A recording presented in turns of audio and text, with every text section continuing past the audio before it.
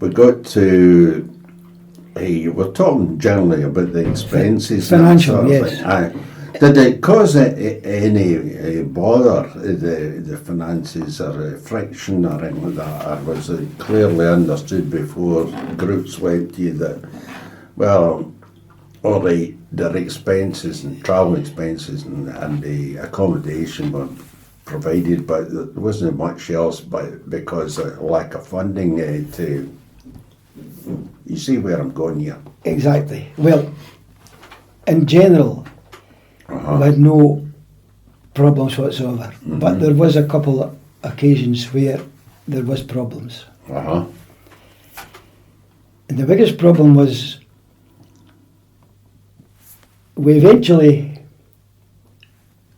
the festival was going up and up. Yes. So we started a St. Patrick's Day get together in the Stade de France in Paris. Okay, right. And the grade 1 bands had a good contract, flying to Paris. Accommodation was okay, but it wasn't a 5-star. No. Each band were getting £2,000 each for 2 concerts.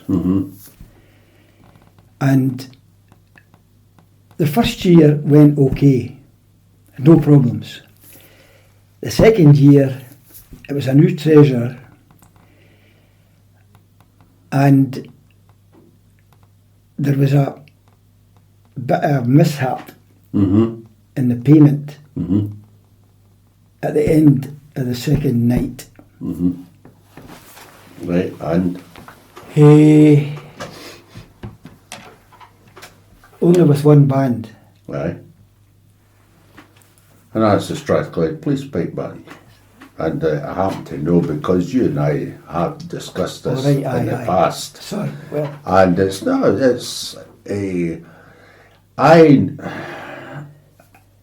to say from my point of view of observation, it was a misunderstanding as to let the other party off the hook a wee bit, as far as I'm concerned, because I know I think the chap in charge of the police band, he wasn't really in charge of it.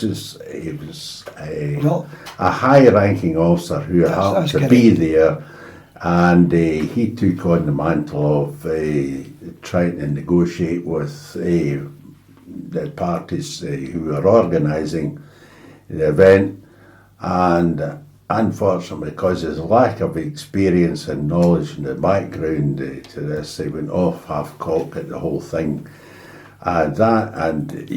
You're talking about maybe a wee lack of experience of it from one or more persons in the organised thing.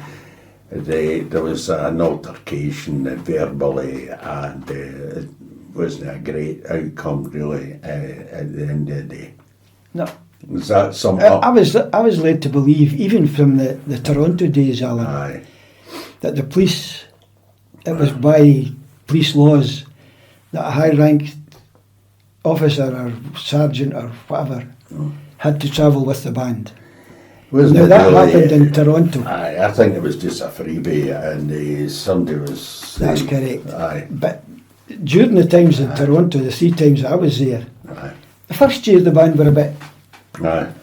But there was no problems. But that particular guy, he was treated like a lord when he arrived. And he was sitting with the dignitaries in the centre stand. He was getting hospitality and all the rest of it. And then, in the second night, he got a ticket to go and watch the concert. But it wasn't with the dignitaries, and that started him off. He just lost the place completely.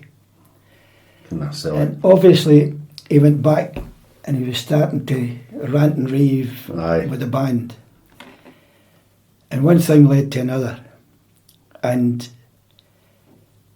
when it came to the payout, had the money. They were asked to go to the treasurer's office at 5:30 that night. Mm-hmm. The treasurer was late. Well, that's no unusual for Bretons, is it? I know, yes. Well, when I went to Britain initially, I threw my watch away. Aye. It was a waste of time, but That was late. There was none. He was about an hour late, to be honest, Alan. Aye. But I had no problem with the band whatsoever. No. It all transpired for that one particular person. Do you know who the pipe major was at that particular time? The guy, Jimmy Wark. Wark.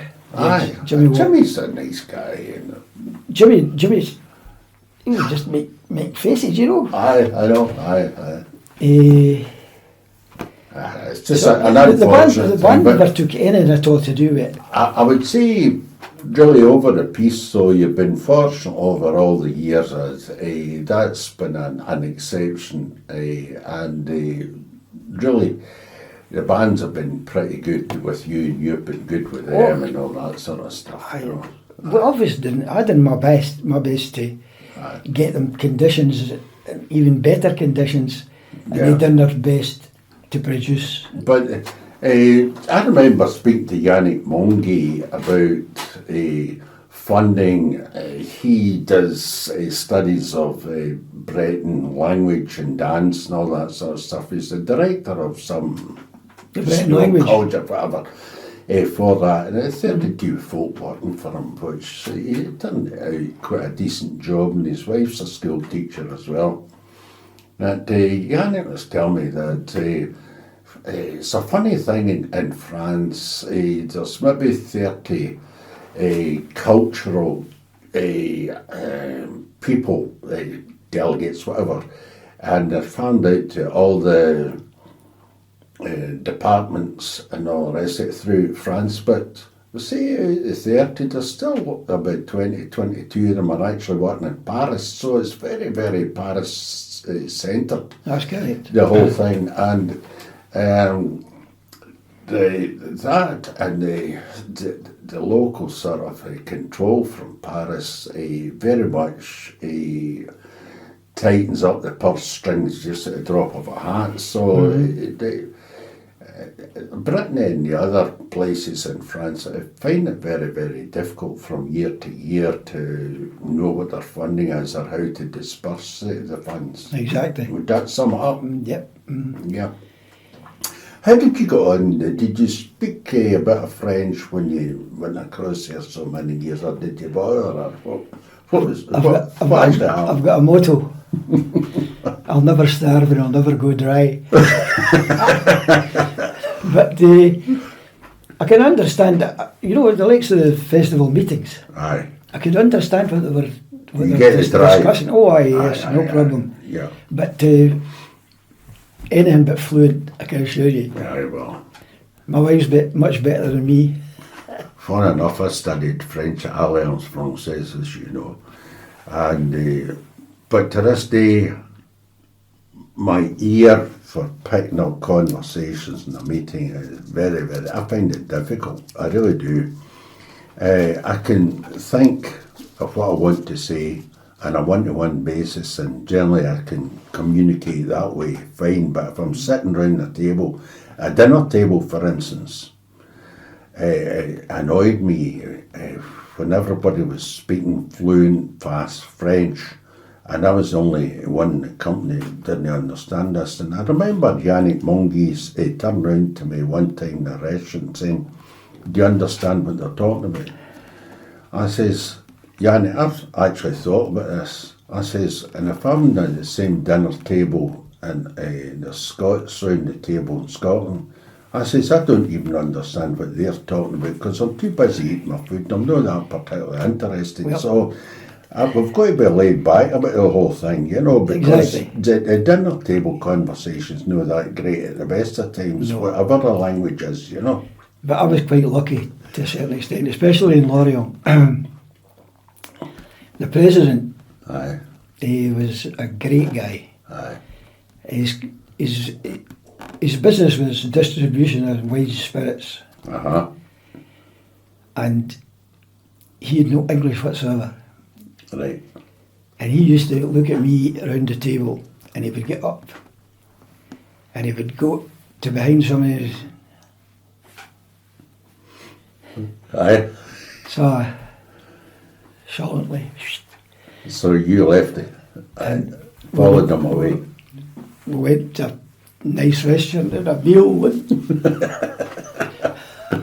Aye. But you, through your long association, we're just going to finish up in a minute, folks, but I want to get this wee quick bit in. Well, I remember you had a certain affinity with wine, and you had an experience about getting a wee award regarding wines and all the rest of it. That's right. Right, tell us about that.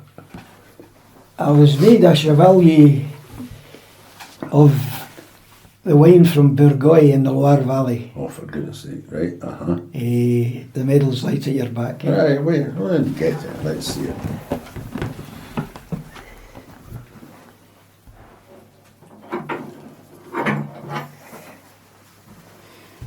Right, okay. Hold that one up. Whoops. So, capture that, and I'll take a photograph of it, and we'll get it properly represented later on. So tell us about that. What's the story? Again, it was through the festival. You know, Piero was supplying wines, and obviously they were the suppliers to him. Mm-hmm. And they visited the festival, and we got involved in it was always on a Sunday. Mm-hmm.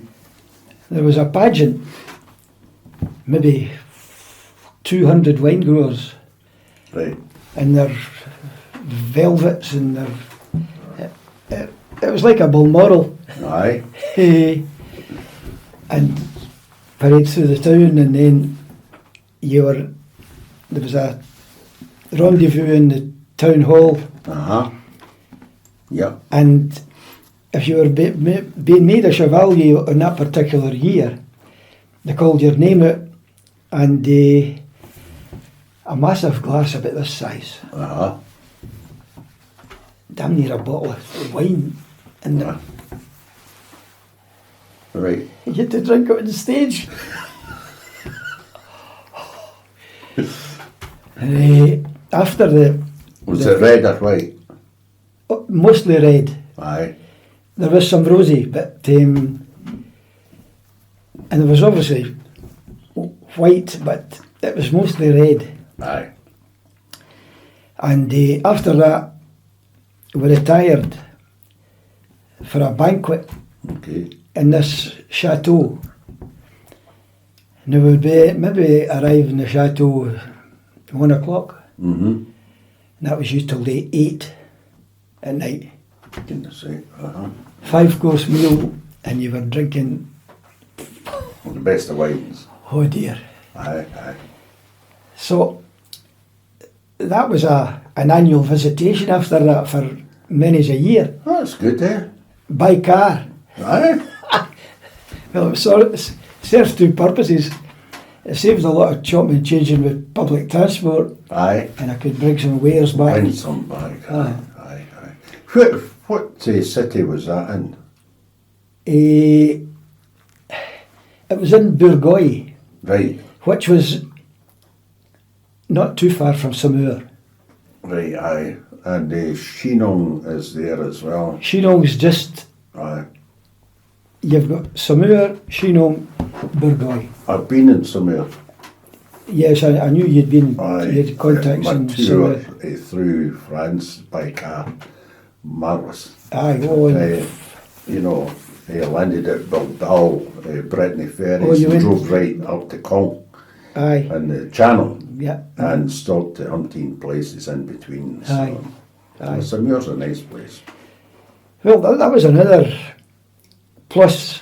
The other thing that we've not mentioned was that at one of the morning meetings, the president says, Dougie, we need a pipe band this afternoon. Which I had to be very careful with, because you give them their weekly programme, and if you wanted to slip somebody else in, So where was this? in L'Oreal. Okay. And this was to play the Breton astronaut off the plane in his return for the Johnson Space Centre in Houston, Texas. Okay, right. And that developed through 2 years, 3 years, and I eventually got an invite to the Space Centre in Texas. For goodness sake, aye. I was in the simulator Mm-hmm. and everything. Aye. The captain that was sitting at the side, Aye. he'd been up in space 9 times. Who's this, a Breton chap? No, the Breton chap had been in space, Yeah. but this was him returning home. How did the Breton chap go into space? Because they'd been late for the interview for a start.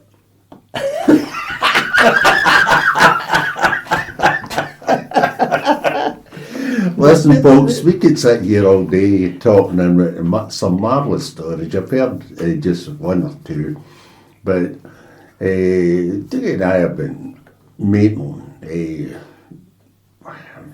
various instances over the years, solo piping in Glasgow, and been across and met in Britain and met some of his glorious friends and all the rest of it. And we've had a lot of good times together, and we're looking forward to using Barra, which Dougie doesn't think I'll be on, but I'm telling you, I'll be on the beginning of March this year, 2022. Watch this space.